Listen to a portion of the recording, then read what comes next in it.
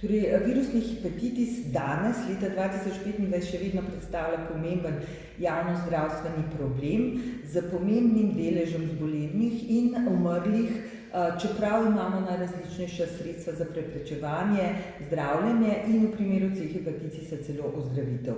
Leta 2016 je že Svetovna zdravstvena organizacija izdelala strategijo eliminacije virusnega hepatitisa do leta 2030, ampak danes nam je jasno, da tega cilja ne bomo žal dosegli, govorimo o svetovnem merilu. Poznamo 5 različnih vrst hepatitisov, hepatitis A, B, C, D in E, pri tem, da se hepatitisa A in E prenašata predvsem z okuženo hrano in vodo. Dolgo časa je veljalo, da dejansko sodita predvsem v endemična področja, to se pravi tropska, subtropska področja. Danes pa vemo, da se A hepatitis seveda lahko prenaša tudi z nezaščitenimi spolnimi stiki, predvsem v populaciji moških, ki imajo odnose z moškimi, kar beležimo v Evropi v obliki velikih izbruhov. Nedavno je bil leta 2022, predvsem v večjih evropskih prestolnicah. E hepatitis pa tudi lahko pridobimo oziroma se okužimo z virusom hepatitisa E doma. V Evropi ni treba, da potujemo v endemična področja, kajti že več kot 10 let je znano, da se lahko okužimo tudi z uživanjem termično slabo ali neobdelanega mesa oziroma mesnih izdelkov določenih živali, predvsem domačih svin, divjih svin, divjačine in še nekaterih drugih živali. To se pravi, govorimo o suhomesnih izdelkih, raznih paštetah in tako dalje. No, potem imamo pa virusna hepatitisa B, na katerega je navezan tudi D in C. Ta da se pa prenašata na drugačen način, predvsem z okuženo krvjo, z spolnim stikom in z okužene materine novorojenca. Medtem ko je B hepatitis danes zaradi številnih preventivnih ukrepov predvsem spolno prenosljiva okužba, tako v heteroseksualni populaciji, kot tudi v populaciji moških, ki imajo odnose z moškimi, je pa C prvenstveno prenosljiv preko okužene krvi. Seveda vsi postopki v zdravstvenem sistemu so zavarovani pred tovrstnimi okužbami, številnimi preventivnimi ukrepi, pa vendarle. Danes vemo, da je v svetu 300 milijonov ljudi okuženih s tema dvema virusoma. Vemo, da je zaradi vseh preventivnih ukrepov in zdravljenja incidenca nekoliko upada, vendar pa po zadnjih podatkih Svetovne zdravstvene organizacije umrljivost zaradi hepatitisov B in C narašča. In sicer glavni vzrok je seveda rak na jetrih, ki je dokazano povezan z obema okužbama, in pa dokončna odpoved delovanja jeter. Pri tem pa imamo na voljo odlična preventivna sredstva, predvsem proti hepatitisu B. Vemo, da imamo cepivo, ki je od leta, torej za stare, za rojene po letu 1992 vključeno v nacionalni program cepljenja otrok, da imamo preventivne ukrepe pred hepatitisom C, se pravi varna uporaba krvi, injekcij, pribora za injiciranje in tudi sicer varno vedenje, ki preprečuje tovrstno okužbo. Imamo zdravljenje tako B kot C hepatitisa, imamo tudi ozdravitev C hepatitisa, ki je prva in edina virusna kronična okužba, ki je danes ozdravljiva. Problem pa je seveda, ker so te okužbe vrsto let, celo desetletij nezaznavne, okuženi se jih ne zaveda in tako bolezen pravzaprav tiho, pravzaprav zelo zahrbtno napreduje in dostikrat prvič zaznamo bolnika v zdravstvenem sistemu, ko ima že razvito dokončno posledico raka na jetrih. Rak na jetrih je namreč 6. najpogostejše rakavo obolenje v svetu in 3. najpogostejše obolenje rakavo, ki konča s smrtnim izidom.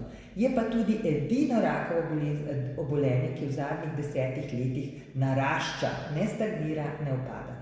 In v zadnjih 30 letih smo zabeležili kar 70% porast umrljivosti zaradi raka na jetrih. V Evropi je glavni povzročitelj raka, primarnega raka jeter, okužba z virusom hepatitisa C, ki, kot rečeno, poteka tiho. Zato raka lahko preprečujemo že v začetku, s tem, da preprečimo samo okužbo, da preprečimo razvoj bolezni na jetrih.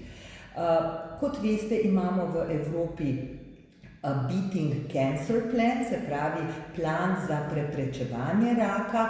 Sprva je bilo v tem planu preprečevanje raka materničnega vratu s presejanjem pri ginekologih, preprečevanje raka dojke z mamografijo in preprečevanje raka debelega črevesja. Potem so leta 2023 v Evropski komisiji dodali še 3 rakava obolenja za presejanje, in sicer rak prostate, rak želodca in rak pljuč. Žal pa na veliko razočaranje strokovne javnosti tukaj niso vključili raka jeter oziroma preprečevanja raka jeter z zgodnjim odkrivanjem okužbe in zgodnjim zdravljenjem okužbe z virusom hepatitisa B in C.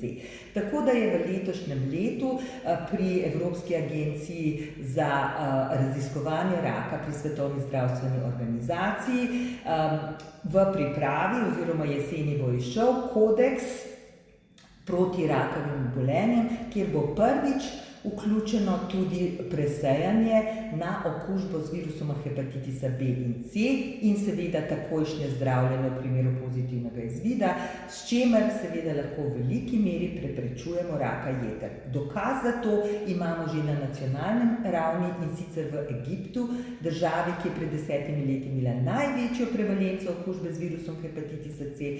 Z ogromnimi državnimi napori so to prevalenco zmanjšali z 10,5 na 5% in prvič letos maja na Evropskem kongresu pokazali, da so dramatično zmanjšali s tem tudi število primerov raka na jetrih. Kaj je najbolj učinkovit način, da pravzaprav odkrijemo, da imamo hepatitis? Najučinkovitejši način je, ker se ga zaradi odsotnosti bolezenskih znakov ne zavedamo, da se testiramo. V Sloveniji imamo možnosti testiranja več. Mogoče najenostavnejše je anonimno brezplačno testiranje, ki ga na infekcijski kliniki izvajamo vsak ponedeljek med 12 in pol 3 uro, Poljanski nasip 58. Sicer pa vsako leto ob svetovnem dnevu hepatitisa še posebej to izpostavimo na akciji testiranja, ki poteka konec julija, ponavadi kar 2 dneva. Vsakdo, ki je pozitiven, takoj dobi navodila, napotitev k specialistu za virusne hepatitise in praktično je v 2 mesecih lahko že pozdravljen. V Sloveniji imamo ta zdravila zelo dobro na voljo, ali je povsod po Evropi, povsod po svetu tako, da v resnici je zdravljenje takojšnje? Zdravila proti hepatitisu C so prišla na tržišče leta 2014, v Sloveniji smo jih imeli takoj na voljo. Cena je bila seveda problematična, zato jih mnogo držav ni tako uvedlo oziroma jih je uvedlo s precejšnjimi omejitvami in zadržki. Z veseljem povem, da smo v Sloveniji imeli izgleda kar učinkovito strategijo, saj praktično so zelo hitro ta zdravila bila dostopna za vse bolnike in že od leta 2018 imamo v Sloveniji strategijo testiraj in zdravi. Seveda mnoge evropske države take strategije še nimajo, vendar pa je to edina strategija, ki omogoča uspeh na tem področju. In zdaj ključna naslednja stvar, za katero si boste prizadevali, je pa seveda presejalno testiranje. Kaj bi to prineslo? Slovenija je država, ki je že sedaj brez rutinskega presejalnega testiranja uspela znižati prevalenco okužbe z virusom hepatitisa C na drugo najnižjo v Evropi. Torej 0,07% ocenjujemo, da je ta prevalenca. Seveda bi si želeli, da so vsi ljudje pretestirani, da lahko pri vseh okužbo čim hitreje odkrijemo in čim hitreje tudi pozdravimo, saj imamo res na voljo vse možnosti, da to dosežemo. Z statistično projekcijo s pomočjo Evropskega centra za nadzor bolezni smo ocenili, da je v Sloveniji še okrog 1100–1200 okuženih z virusom hepatitisa C. To je ta najtrši oreh, saj iščemo iglo v senu. Zato, če že nimamo splošnega presejalnega testiranja, potem vsaj izkoristimo vse možnosti in testirajmo, kadarkoli je le možno.